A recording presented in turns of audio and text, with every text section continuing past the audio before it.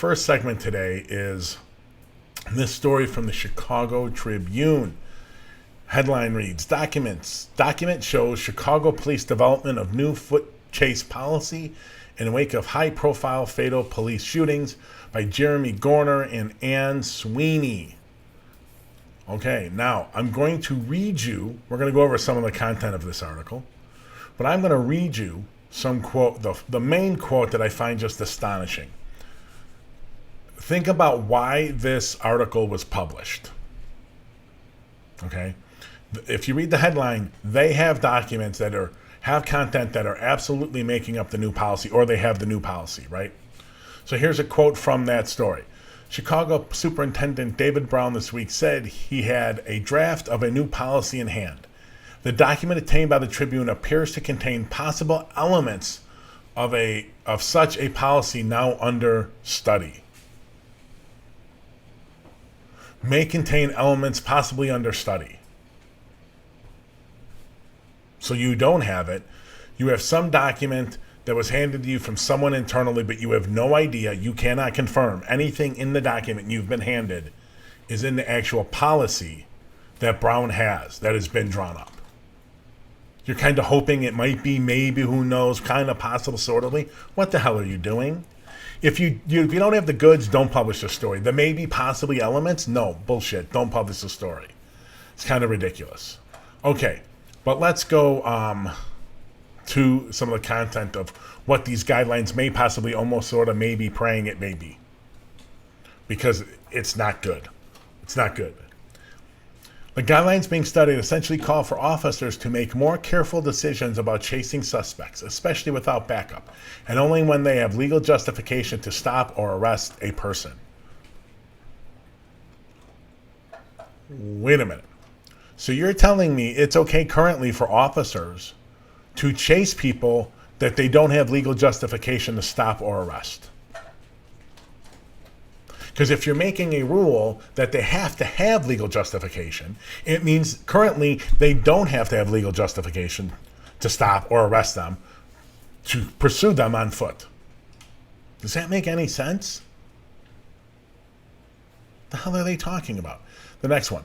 Proposing officers not separate from their partners during chases unless there are exigent circumstances. That makes sense. That makes some sense. A little bit.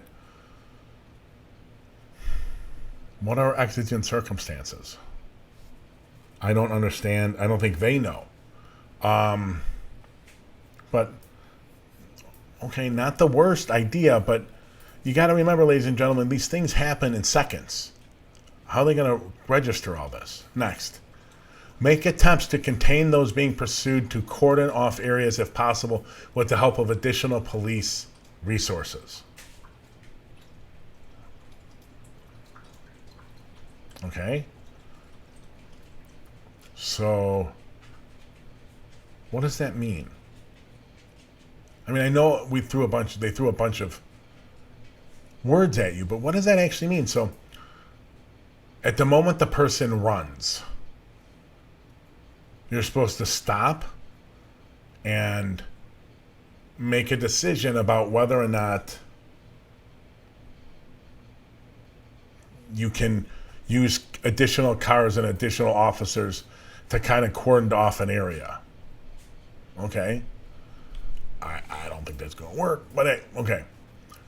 When engaging in a foot pursuit, officers will assess the risk to the public, to themselves, and to the fleeing suspect in relation to law enforcement's duty to enforce the law and apprehend the subject. What does that mean? Operationalize that. How does that happen on the street in a matter of 2, 3, 4 seconds, whether you're going to chase the person or not? I don't understand. According to the document, officers, so this is the next one. According to the document, officers should be asked to consider the number of suspects and available police presence in a situation before beginning a foot chase.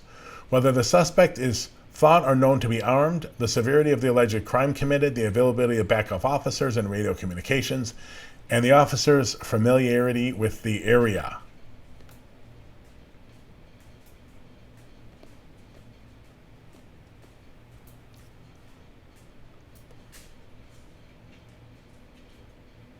officers could be asked to consider the number of suspects.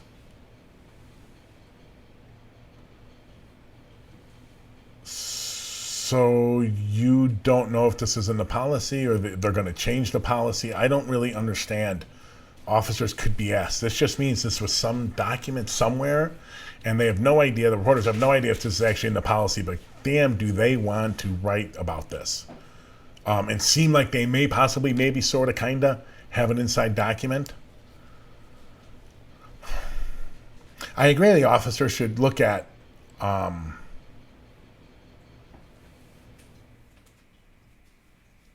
their familiarity with the area, whether the person's armed or not.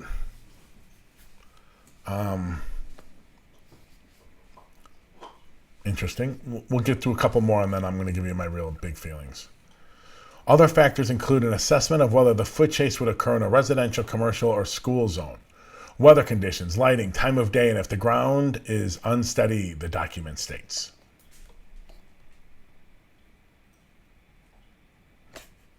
Okay. So the school zone I kind of get. So it's going to depend if it's residential or commercial, whether or not you chase the person. Raining, you do or you don't. Dark, light, you do or you don't. It's very vague, right? It's all vagaries. This is all vagueness. I don't know if there's nothing concrete here. Let me get to the last one.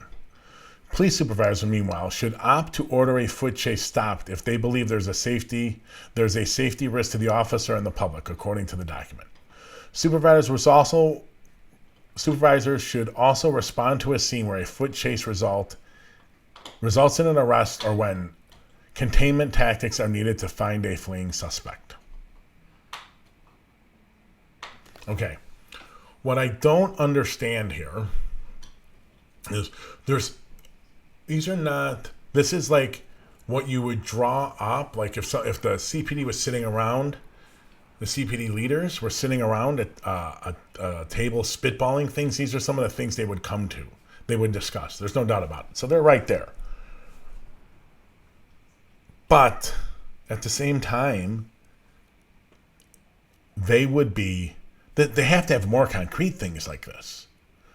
How about don't chase anyone if you're not, don't engage in a foot pursuit, hypothetically, for any suspect that is not around related. You have probable cause to think they committed a felony, a violent felony, and there's likelihood of an imminent threat to yourself or the public if this person isn't apprehended immediately. That's pretty cut and dry. That would cut out a lot of foot pursuits. That is kind of what you're getting at when you're looking at car pursuits. Which, by the way, have a longer runway, which means they typically take longer. If you look at the Adam Toledo foot pursuit, and reading everything that I read here, I don't see anything that would stop the Toledo foot pursuit at all. And I've told you from the beginning that ain't going to change. And from looking at some of this stuff, that seems right. That would have never changed. I know people want that changed. It isn't going to happen. The other problem with this, which Sweeney and Gorner, who I think this article probably shouldn't have been written, especially the way it was written. It shouldn't have been published. Either you get the policy or you don't. Don't get the notes of some meeting 6 months ago or a year ago and they have a policy and you have no idea what's in it. If this was 6-9 months ago, it'd be fine. Not now. It's a joke. But. The interesting thing they brought up is they reviewed the foot pursuit in Dallas, right? Because Brown was a superintendent or chief or whatever there for 4 or 5 years, and it basically mirrors some of these talking points here mirror what's in this Dallas one. In the most important piece that came out in this article, because there wasn't a lot, so it was a low bar. But the most important one was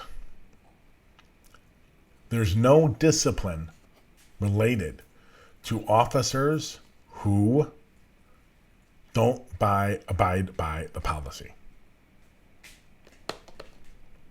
That's right. No discipline attached. You would have thought we'd have learned something. That's not good. These are not concrete. If this is remotely close to what's drafted now, we're in big trouble. There's no way an officer's going to run those 100 things through them. I understand. Like, how about the offender's armed and you lost sight of them as a reason to kill a foot pursuit? In the Anthony Alvarez shooting, we've covered it here before on the show, that officer lost sight of him. The kid was turned around a house, and when the officer circled out, he lined up Alvarez and shot him in the back. And it seems to appear for no reason. And the officers heard on the body camera saying, flat out, was he going to ambush me? Well, if you had a foot pursuit rule, when you're chasing someone with a gun, unless they're an imminent threat to someone, and Alvarez was not an imminent threat to anyone at any point in that pursuit, if it's not an imminent threat and you lose sight of them, the foot pursuit must stop. Anthony Alvarez would be alive today, most likely. The officer would not be on desk duty for 30 days. He's going to be stripped. Well, we'll see, because Sidney Roberts, the head of COPA, has resigned, but he's most likely going to be stripped of his powers. He may be fired. He may be prosecuted. From what we have seen so far, I don't think the shooting's justified. But those kinds of hard, steadfast, clear guidelines is what's needed. This vagary is not going to happen. It might happen. It just isn't going to do any good. It's really, really bad news.